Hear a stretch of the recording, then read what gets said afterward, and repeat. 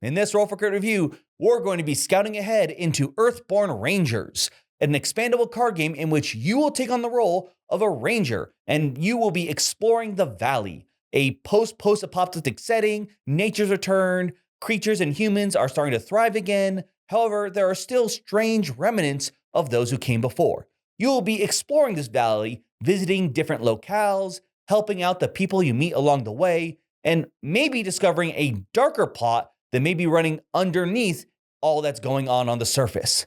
It's up to you to find out what's going on as you just simply explore. So come and explore with me as we check out what this game has to offer.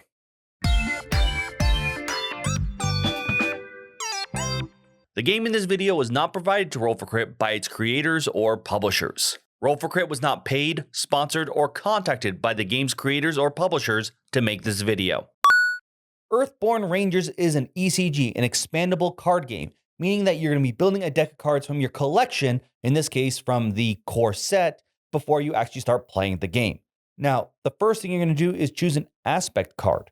This will determine the amount of energy you have in each of the 4 stats, as well as what cards will be available to you throughout the game. All cards will correspond to one of the 4 stats, and with a number value corresponding to that stat. So the stronger you are in a specific stat, the larger pool of cards you can add to your deck that involve that stat. Next, you're going to get some personality cards. These are pretty basic and mostly just giving you more symbols when you do tests. We'll get to that a little bit later. Then you're going to really get down to the meat of it, and that's choosing your background and role. Both the background and role have a variety of cards. However, the role card will include 2 copies for the role. You will choose one to be your main character card, each with its own unique ability. Finally, there is going to be the hobby, where you get to choose 1 card from outside of the 2 initial groups you chose to add to your deck. From this, you're going to make a 30-card deck, and that will be how you start the game and explore the valley. This is going to be what most of the game will look like, with this being the center of the table, while this being what it would look like in front of each player. You're going to have your deck, of course, and all your cards, be it discard, the ones you play, your role, your energy that you use to play cards. But there's also going to be cards placed in front of you. These will come from a path deck. These represent the cards that you're going to come across while journeying. Now, at the start of each round, each player is going to draw a path card. It's going to have an arrow pointing down or up. If it is pointed up, it's going to go up here in the center of the table, known as along the way, meaning it's something forward in front of all the Rangers. However, if the arrow is pointed down, that means it's going to place nearby, aka in front of the specific ranger who drew it, meaning it's more closer to that ranger at the time. Now, these path cards could consist of different features you're traveling across, plants, animals, and even some friends. Now, the main reason you want to interact with these is because they may help, or in some cases hinder you from continuing. You see, whenever you want to interact with a card, the cards in front of you may impede you.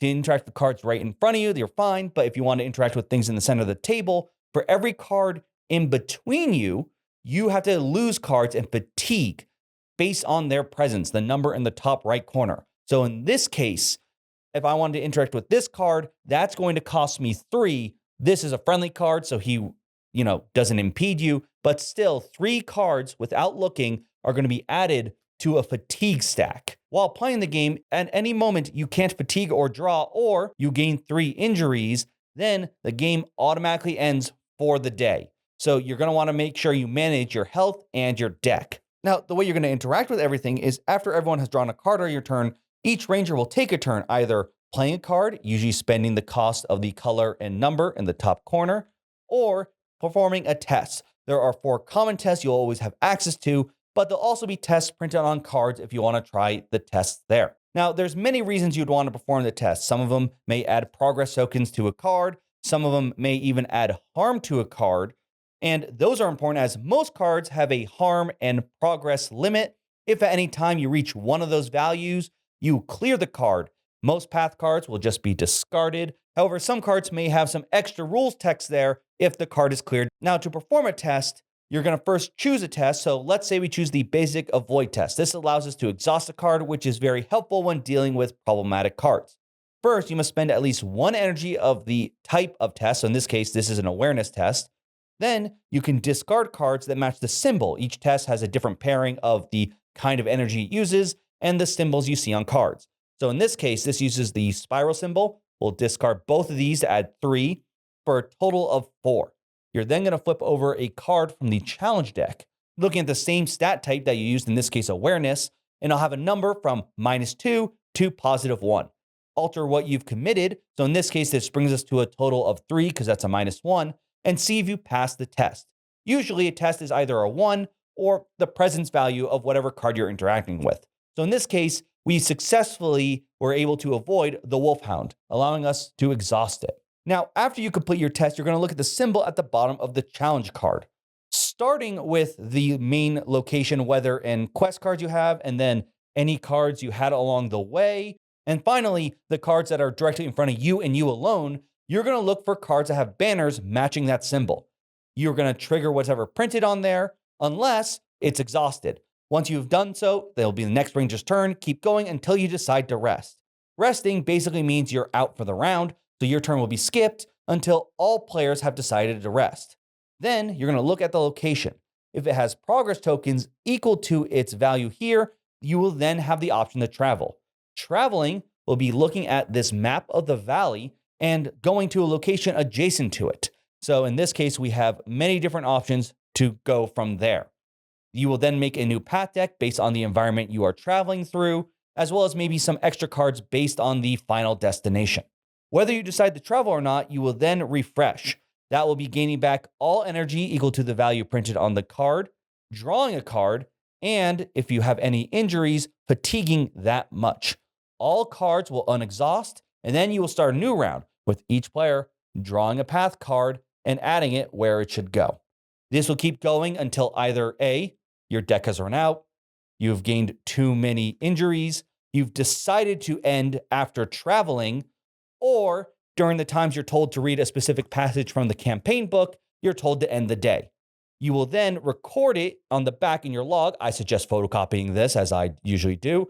And you will have up to 30 days to complete all the little side quests, as well as the main mystery that is going on within the valley. You also write any quests you have, be it side quest or main, any notable interactions, such as you met a certain person, or you were maybe able to successfully deliver something. And of course, any other rewards, your current position if you choose to stop, and the rangers you are playing with.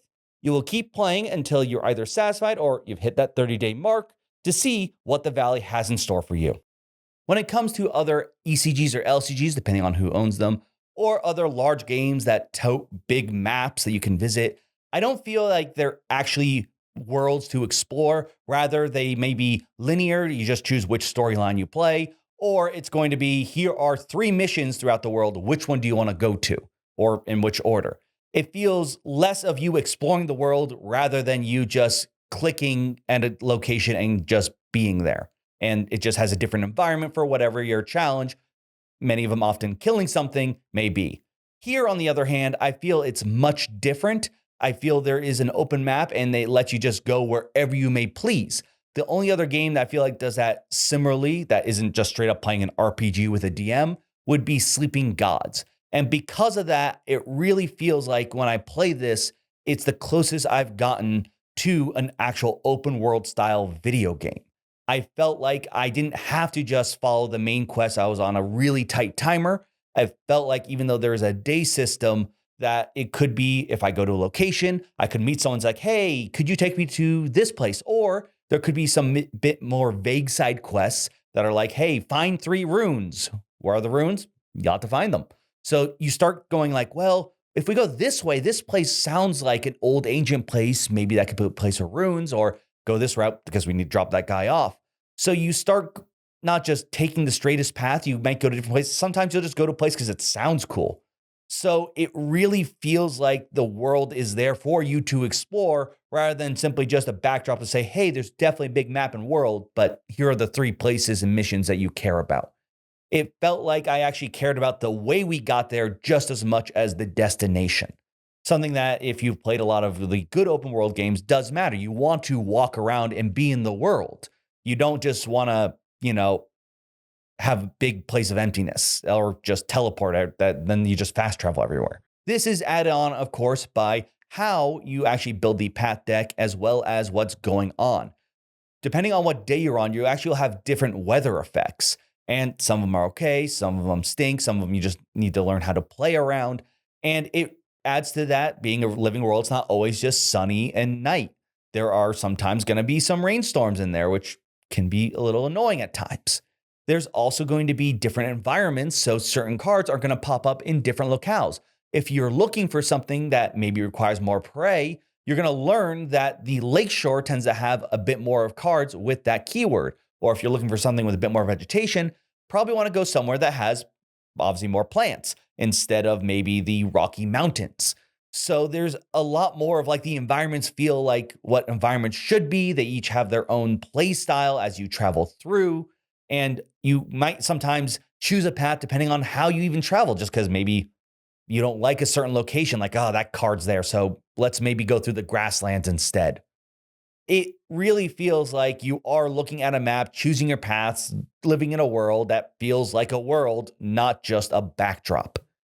And when it comes to the personal players themselves, one of the biggest aspects that I think also gives your own little bit of mapping that I enjoyed are, well, actually the aspects. The aspects is what you choose in the very beginning. It basically tells you what energy you are allowed to use and play with throughout the entire game. Yes, there are items and there are some rewards you may come across. It may give you an extra energy, but don't expect to really go above what your card says. Now, this does help in both being limiting and also actually very flexible. Limiting in the sense that your deck can only include certain cards. You can't include all the best cards from whatever your background or role is. If you are really weak in the fit stat, you can't include the strongest ones there. So you're going to have to build your deck that way. And certain stats are obviously better for certain tests. You have the 4 basic tests. So more often than not, if you're weak in that area, you're probably also not going to be the strongest at doing that kind of test or mission objective. On the other hand, it's not impossible. For example, I played with one other person. We built our deck such that I was the lowest in fit, that I used the example for, but that was actually their highest stat. So I was actually pretty good at dealing with the cards that hit the table, the obstacles, or the different beings, while they were really good at clearing features as well as the main location. It allowed us to juggle the threats accordingly. I didn't play the single player. I don't know for certain how well that would play or if you need to go for a bit more of a specific game style, but it allowed us to go very more niche into how we wanted to build our decks. But there are times when they've used all the red energy to play cards. I can still try to traverse with my 1 red fit energy, but I might need to pitch more cards. There are ways for you to add cards to a location so it gives more of a reward if you're able to pass the test. So it always felt like every test was possible. You might want to try and make sure someone else does those tests if they're better at it, but you didn't feel like, for example, there's no way for you to deal with a creature. You're not like dead in the water on arrival. And because of this, you always had to discuss like, what do you think you can do? What do you think I can do? Hey, actually, if you wait off on that, I can play this card first. That's going to help both of us in terms of dealing with this thing. And it does what I really want in a multiplayer cooperative table talk of trying to talk about our strategies, what we have in our hand, what we can get away with, and maybe what else is on the table as well. So it does a great job of helping you, not just have every possible outcome with your deck, but also giving you the flexibility in game that you don't feel like, well, this test came up and there's nothing I can do about it. That said, even though I said this is closest to open world style video games, it does get not close enough, but in a way that I've noticed in almost most board games, a lot of them that offer this always have some kind of timer. This game, when your decks run out or you get too many injuries, you are going to be forced to stop, or you can choose to stop and camp. And there are only a certain number of days you can play with.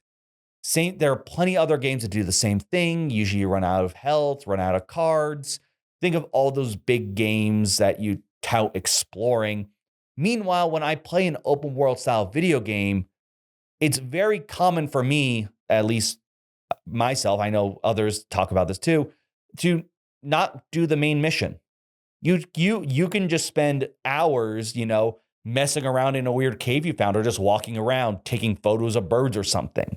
You never feel like there's an actual time restriction on your quests and missions rarely.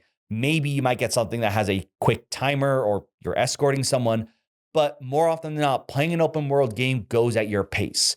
This game does allow you to do plenty of traversing and traveling, but there are going to be times when you feel like you're fatiguing too much or getting too many cards out of your deck, and therefore you're not actually having access to them, and then your deck gets empty and you end sooner than you would like. And with the day system, you're gonna feel a little bit worried sometimes, as you know, they'll tell you put a mark out 6 days in advance, and you're like, we moved one location this day or something just because bad card flips. It can happen. Sometimes you'll have an amazing. We had one mission that we're like, we need to cover so much ground because we did so much last time and it worked well. But regardless, there's still a restriction. I don't know what it is. Maybe it's because it's multiplayer. Maybe it's something to do. It just becomes too easy in playtesting. But that's still going to be an issue if you're the kind of person, because I said this is like open world and you're excited to do that and you feel like you can do whatever you want. You are still going to have some restrictions. The other restriction that's a little bit annoying, but I feel is a bit more of just this is the core base set, are the cards. Now, like I said, the way you make your deck is combining the role and the background. You get one extra thing as a hobby, and many times throughout the game, you may be able to get other cards that are in the collection and add them to your deck instead, even if they're not part of your main background or role. The problem is the selection isn't huge. First, in the character creation of the 4v4, you can technically mash up either or, but it felt very obvious to me that it was like the artificer and the artisan are supposed to be together. I wanted to go Shepherd Artificer because Shepherd had the dog card and gotta have that. And Artificer sounded cool to me, but when I looked for the extra card to add to my hobby, the Artisan had a specific card that I felt like this sounds like it's a must if you're planning to use the Artificer.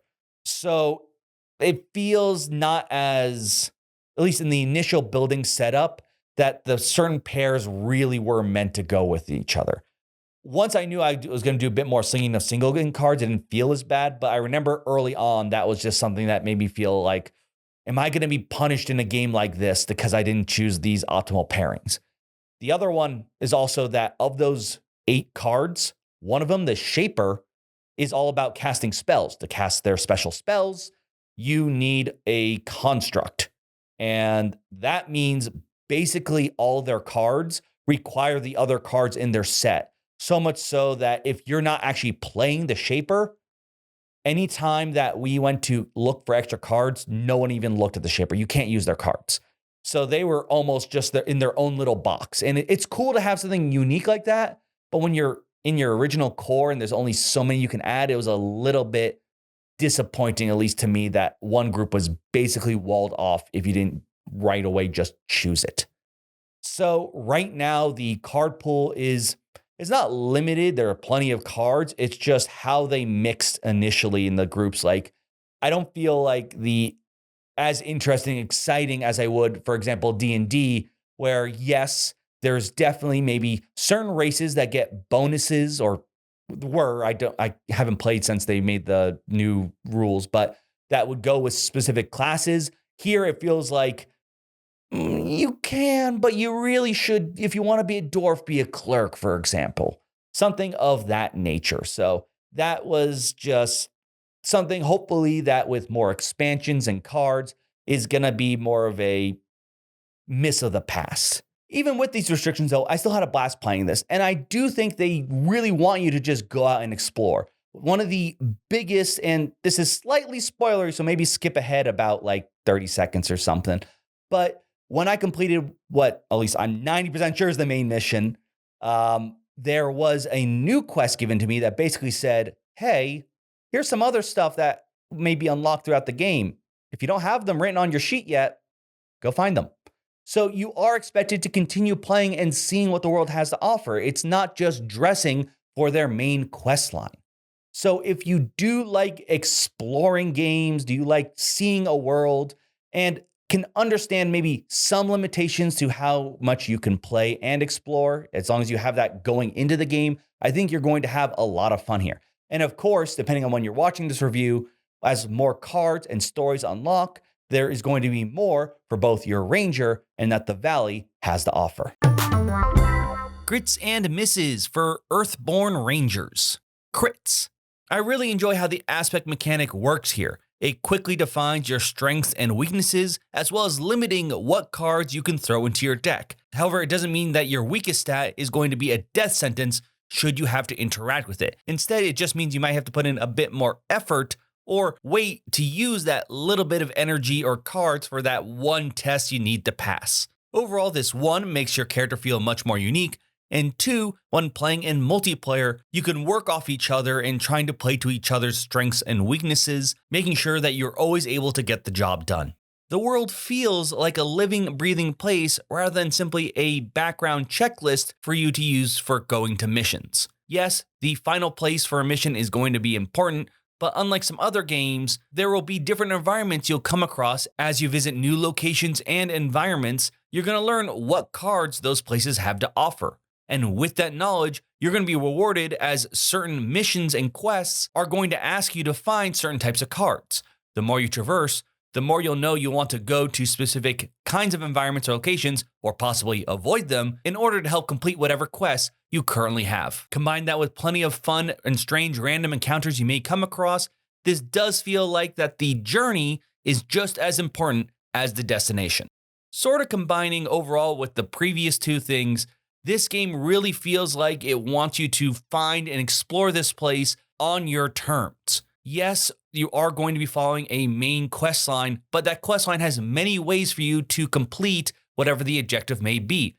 Same thing we said with traveling. Sometimes you may take a longer path because you just don't really like a certain environment, or you may unlock certain equipment that lets you travel on paths that usually you wouldn't have access to. And even when the game is completed, it still offers you a way for you to explore the areas you may have passed up or missed while playing your initial run. Overall, it feels like this game does as much as it can to let you as the player make the choices rather than being forced to follow their script. Misses.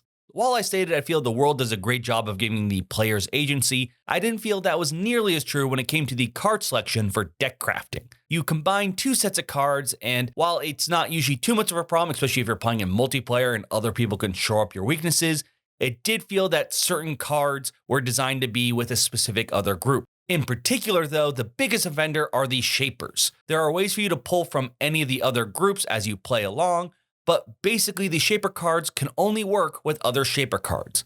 Meaning, if you didn't pick the shaper group, all those cards are basically dead for you. And when you consider just the core game, that means 1/8 of the cards are not going to be accessible for the players who didn't choose the shaper. Obviously, with expansions and a larger card pool, this miss won't be nearly as impactful. And like I said, you will be earning other cards along the way as you play. It was still something that soured at least my initial impressions when I started playing Earthborne Rangers. Now, I compared this multiple times to open world games, and this is not the first board game to try and capture that open world experience. And for this miss I'm about to go over, this game is not the worst offender. That said, there's still a sort of timer forced upon the players that will still make you feel like you need to be moving towards an objective. In most open world video games, a large portion of the time you can feel like you can waste time playing mini games or just gathering resources, basically not moving strictly towards a side or main mission. Here, while you still have plenty of ways for you to explore, there are going to be times you're still worrying about the timer, given that you only have technically 30 sessions to play through this. You can't go around and just see what's there for the sake of seeing what's there.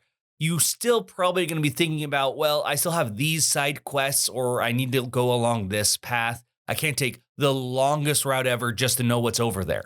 You are still going to be worrying about time objectives. And while I can now report that there still seem to be time to play beyond the end game of the main quest, the fact that there's still somewhat of a timer there makes me wonder why board games feel like they can't just let players in these open worlds, well, just be there instead of having an objective or a strict timer they must adhere to.